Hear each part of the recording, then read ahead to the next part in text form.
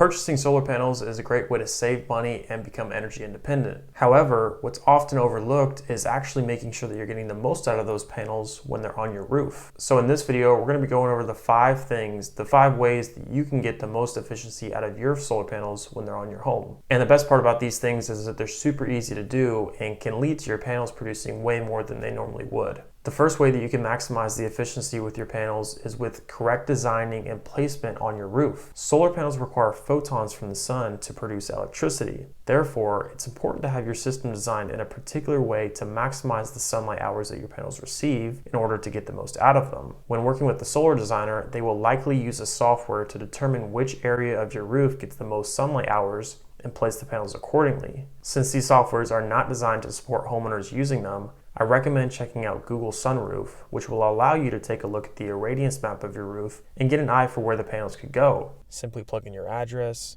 zoom in on your home, and then evaluate which areas of your roof get the most sunlight throughout the year. The south-facing side of roofs are the most preferred place to put panels. However, if that's not an option for you due to shading, or maybe you just don't want the panels on the front of your home, you can always place the panels on the east or west side. For flat roofs or ground mount systems, this can be very easy to implement because the panels can be specifically mounted to face the optimal direction. If your home is surrounded by tall trees, or if partial shading is present in an area that would be good for panels, I would recommend looking into tree trimming prior to install. As I mentioned in my recent video where I went over the 7 red flags your solar quote isn't what you think, if your solar designer presents you with a quote that's just filled with numbers going over the investment and doesn't really touch on the design, you may have missed a critical step. The second way that you can maximize the efficiency with your solar system is by actually picking an efficient panel to pair with that system. Solar panels come in all shapes and sizes, and it's important to pick a panel that will be efficient over the duration of its lifetime. All solar panels degrade, as do most electrical components. So it's important to pick a panel which you know will be efficient for a long duration and produce power efficiently.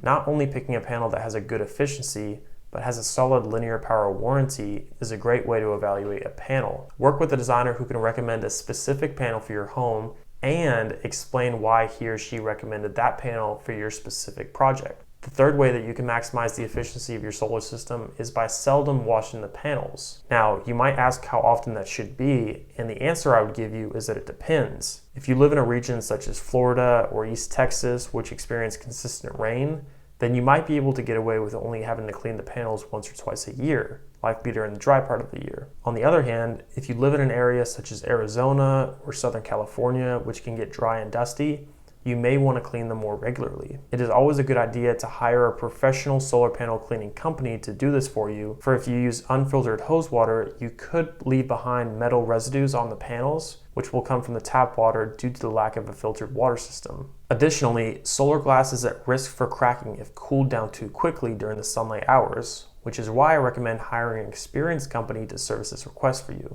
I have not done this service personally myself, but I do know that in most markets this service is offered by local companies, and you should expect to pay anywhere from $50 to $150 for this service, depending upon whether or not you opt for a one-time cleaning or sign up for some sort of a quarterly service. As always, guys, if you're in the process for shopping for different solar options for your home and you need to get a price quote, or maybe you already have a price quote and you need to get a comparison to see that you're getting a good deal, feel free to book a call by clicking the link below this video, and we should be able to provide some pricing for you. The fourth way that you can maximize the efficiency of your solar system is by tracking and monitoring the production of your panels. Most popular inverter solutions on today's market will provide panel level tracking technologies, and it's always a good idea to use that feature to your advantage and track the production of your individual panels. For example, let's just say that you install panels and a few months down the road you see that one of the panels is slightly underperforming. You go up on your roof and check the issue out, and come to find out a tree branch has sprouted with leaves and is now shading a panel. You trim back the limbs and the panel is back to its normal production. Monitoring and tracking your panels consistently is never a bad idea. And in fact, a lot of homeowners find a lot of satisfaction and joy from doing so. Any leading installer will service an underperforming panel for you as long as it falls under the guidelines of being due to a manufacturer warranty, which you are granted for, and take full advantage if that situation presents itself. The fifth way that you can maximize the efficiency of your solar panel system is by pairing the system with an efficient inverter optimized solution. This point will only apply to systems with a central string inverter and will not apply to a system with microinverters, for that is already a functionality with that system. String inverter systems in their infant stages consisted of panels and a string inverter. The issue with this was the array was handicapped to the performance of the lowest performing module if a module was slightly underperforming due to shading. Therefore, companies such as SolarEdge and Tigo introduced the optimizer, which provided panel level optimization and prevented this issue from occurring. Most SolarEdge systems will come with optimizers, but if you do choose to install a system with an inverter from SMA or from Solarc, you will want to pair the system with the optimizers, such as the one offered from Tigo. This will overall simply provide panel level optimization and prevent one panel which is slightly underperforming to feed over and decrease the efficiency and performance of other panels along that string. I hope this video was able to help you in any way as you're looking to go in solar. At this point with my YouTube channel, I'm just looking to grow by providing consistent value. So if you found this video valuable, all I would ask is if you could like the video or subscribe to the channel so other people like yourself could see this content and be more informed.